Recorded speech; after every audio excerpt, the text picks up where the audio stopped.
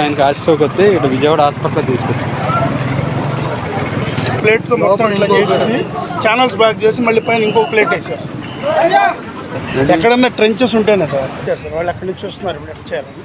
ఇంకోటి ఫ్లో ఉంది సార్ ఇక్కడ, అది స్టేబుల్ వాటర్లో అయితే ఇది వచ్చేటప్పుడు అటు ఇటు కాకుండా పడి ఉన్నా సార్. దాని కింద నుంచి ఇప్పుడు వెళ్ళొచ్చాడు, దాని మీద ఆగి ఉంది సార్. అక్కడ ఇది 4 మీటర్లు ఉంది సార్, 11 అడుగులు 12 అడుగులు ఉంది సార్ బోట్. ఇది ఎలా లాగాలంటే అది అలా వెళ్ళాలి కదా, వెళ్ళిపోవచ్చు సార్.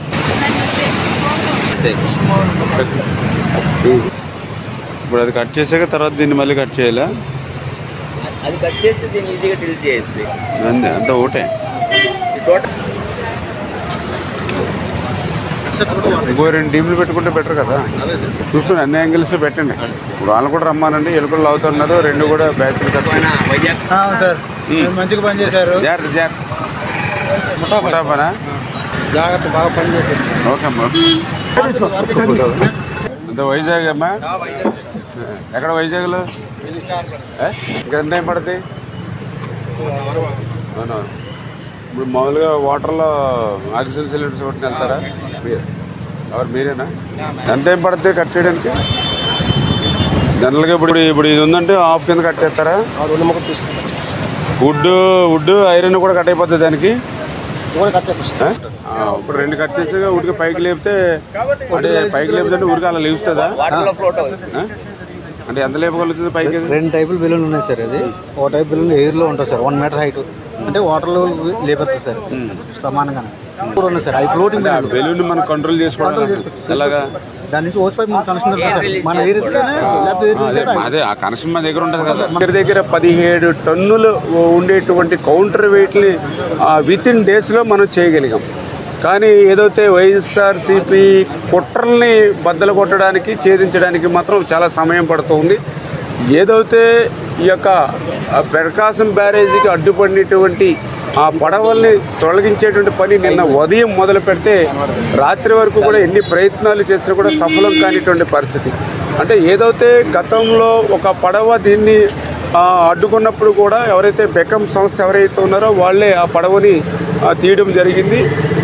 దానికి మించినటువంటి క్రేన్స్, భారీ వాహనాలు పట్టుకొచ్చి నిన్న పడవల్ని లాగడానికి ప్రయత్నం చేస్తే సాధ్యం కాల. ఏంటనేది చూస్తే ఏదైతే 3 బోట్స్ కూడా ఒకదానికొకటి లింక్ అయి ఉన్నాయని, అంటే మనం ఒక బోటుని లాగడానికి ప్రయత్నం చేస్తే దానికి మళ్ళీ వెనకాల ఒక 2 బోట్స్ని దాని క్రిందకు లాగుతున్నాయి. అంటే 3 బోట్లు అంటే దగ్గర 340, 120, అంటే 100 నుంచి 120 టన్నులు కెపాసిటీకి అది 3 లింక్ అయి ఉండడం వల్ల మరి బయటికి రానిటువంటి పరిస్థితి కనపడుతుంది. అంటే ఎంత దుర్మార్గం అని అనిపిస్తూ ఉంది.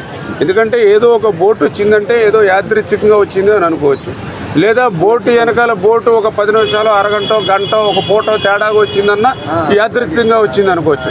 కానీ 3 పడవలు ఒకే లంకె కింద కట్టి రావడం, ఆ 3 పడవలు అంటే 40 టన్నుల సామర్థ్యాన్ని 120 టన్నుల సామర్థ్యాన్ని పెంచుకునేటువంటి పరిస్థితి రావడం నిజంగా తలుచుకుంటేనే భయం వేస్తుంది.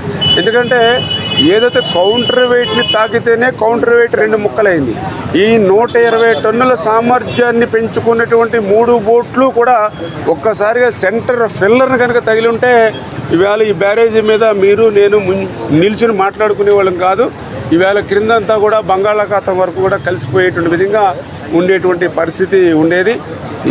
అదేవిధంగా ఇంకొకటి కూడా చెప్తూ ఉన్నారు, ఏదైతే ఆ పడవల్లో శాండ్ కూడా నింపి ఉండొచ్చు అని కూడా చెప్తూ ఉన్నారు. ఈ రకంగా అంటే 5-6 జిల్లాలకు త్రాగునీరు, లక్షల ఆయకట్టుకు సాగునీరు అందించేటువంటి ప్రకాశం బ్యారేజీ దగ్గర 170 సంవత్సరాల నుంచి 100 సంవత్సరాల ఆనకట్టగా 70 సంవత్సరాల బ్యారేజీగా రైతులందరికీ కూడా సేవలు అందించండి. బ్యారేజీ మీద కూడా ఇటువంటి కక్ష ఉందా అంటే చాలా ఆవేదన కలుగుతున్నటువంటి పరిస్థితి. నిజంగా ఇటువంటి దాని మీద గట్టిగా ముమ్మరంగానే దర్యాప్తు జరుపుతాం. ఖచ్చితంగా దోషులు ఎవరైతే ఉన్నారో వాళ్ళని శిక్షించేటువంటి వరకు కూడా వదిలే ప్రసక్తే లేదని చెప్పి తెలియజేసుకుంటూ, ఏదేమైనా ఇప్పుడు ప్రజెంట్ మాత్రం మా ఫస్ట్ ప్రయారిటీ ఏదైతే ఆ బోట్స్ ఏవైతే ఉన్నాయో వాటిని వెలికి తీయాలి. అందుకే ఈవేళ విశాఖపట్నం నుంచి, కాకినాడ నుంచి కూడా డ్రైవర్స్ని కూడా తీసుకురావడం జరిగింది. వాళ్ళు చాలా ఎక్స్పీరియన్స్, వాళ్ళు కిందకి లోతులో కూడా దిగి ఆక్సిజన్ సిలిండర్స్ తోటి వర్క్ చేసుకుంటారు. అదేవిధంగా వాళ్ళు కూడా కిందకి దిగినప్పుడు ఆ బోట్ ఏదైతే ఉందో ఇప్పుడు తీయడం సాధ్యం అవ్వట్లేదు కాబట్టి దాన్ని 2 హాఫ్లుగా కట్ చేసేసి, అంటే ఒక బోట్ని 2 కింద కట్ చేసేసే విధంగా ఆ కట్టర్స్ ఇవన్నీ కూడా మెటీరియల్ అంతా కూడా ఇప్పుడే తీసుకుని దింపుతూ ఉన్నాం. ఆ మెటీరియల్ అంతా కూడా కింద ఉపయోగించుకుని ఆ బోట్ని 2 పార్ట్స్గా కట్ చేసేసి ఆ కట్ చేసినటువంటి బిట్ని కూడా మనం పైకి తీసుకురావడానికి ఎయిర్ బెలూన్స్ ఆ టెక్నాలజీని కూడా ఇప్పుడు ఒక్కొక్క ఎయిర్ బెలూన్ కూడా ఒక 10 టన్నుల వరకు కూడా పైకి, అంటే కింద ఉన్నటువంటి దాన్ని కొంచెం వాటర్ లెవెల్కి కొంచెం పైకి లిఫ్ట్ చేయగలిగితే మనం సైడ్ నుంచి ఏదైతే క్రేన్స్ మనం పెట్టుకుని దాన్ని లాక్కోవడానికి అవకాశం ఉంటుంది.